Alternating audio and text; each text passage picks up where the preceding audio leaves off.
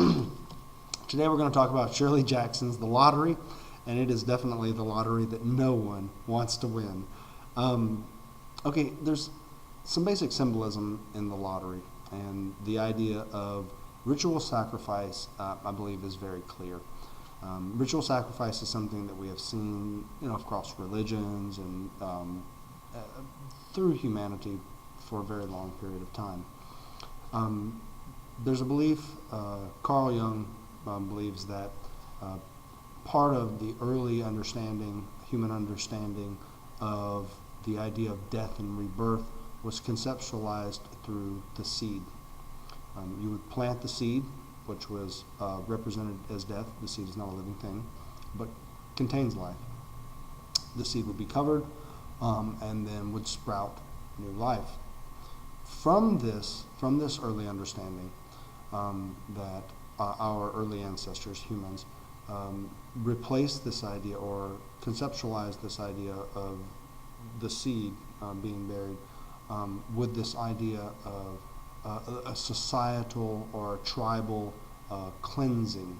So if there was a part of society, say a certain attribute, or a part of society of which society as a whole wished to distance themselves from, that they would place these attributes symbolically in a person, in an animal, in an object, and destroy the object. And then through this destruction of the object, that there would be a societal cleansing.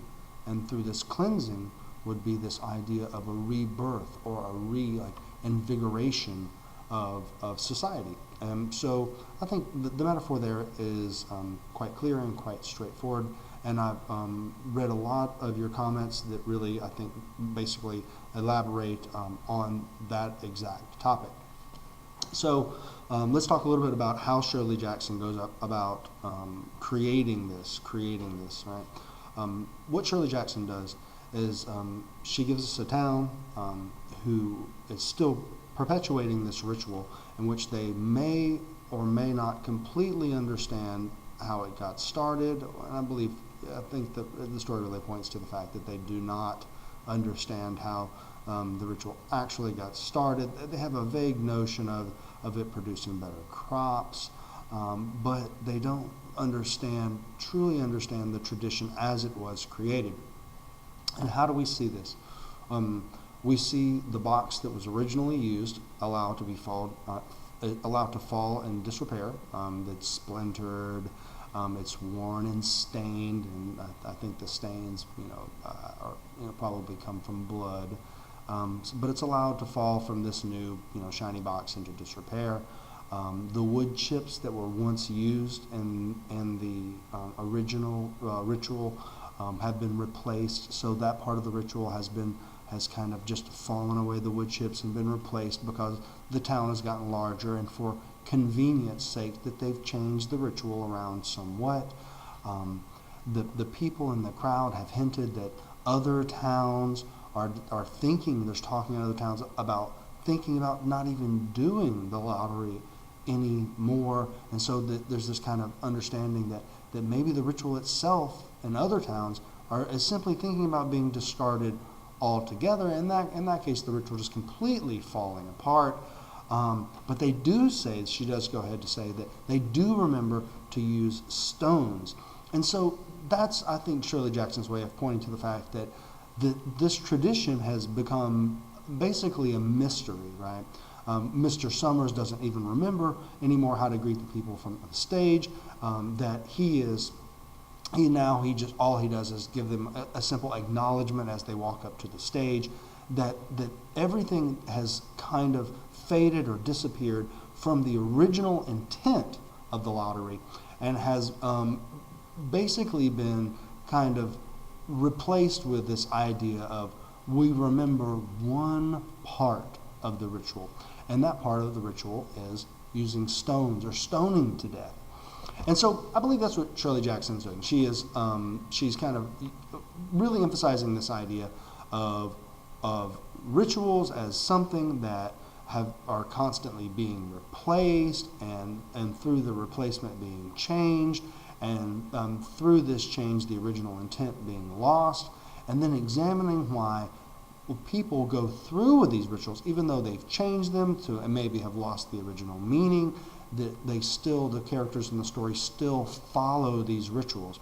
And I think that it's very obvious the correlation between what she's talking about in society. Do we have rituals that we still use that we don't quite understand? And it's quite easy to think about these in real life. You know, the ideas of chivalry. Do we understand why we're still doing, you know, these kind of things, and so on and so forth. I think it's very easy for us all to see this idea of ritualistic practice in everyday life that we don't understand why we do. Okay, so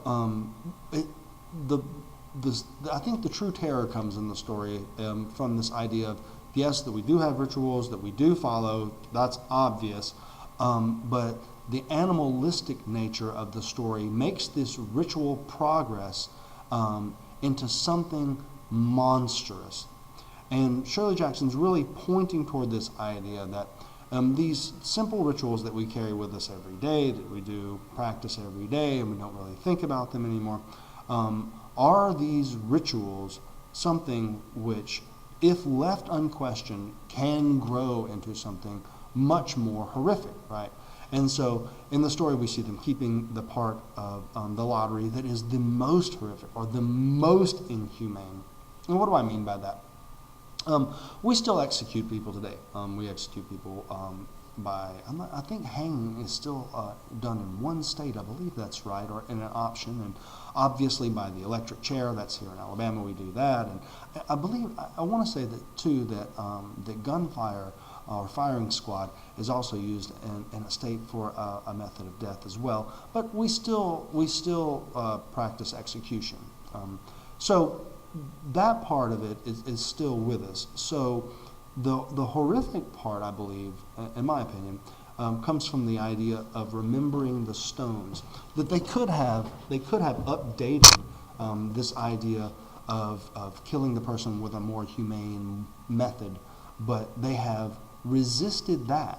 Why they have they've changed from wood chips to paper, and they've changed from the greetings. they've changed a lot of stuff, but there's one thing that they're going to keep, and that one thing is they're going to make sure that they stone someone to death. Just the most horrific method that you can think of. They're going to make sure they keep that part. And so let's just think about the brutality of that for a minute, because it's really easy for us to read the story and to forget about that the story is actually referencing this horrific deed, instead of just the death of a person, which is horrific in itself, but the death of a person in the most gruesome method. And it even says that at one point, of course, the children are throwing rocks. They're letting children stone these people to death.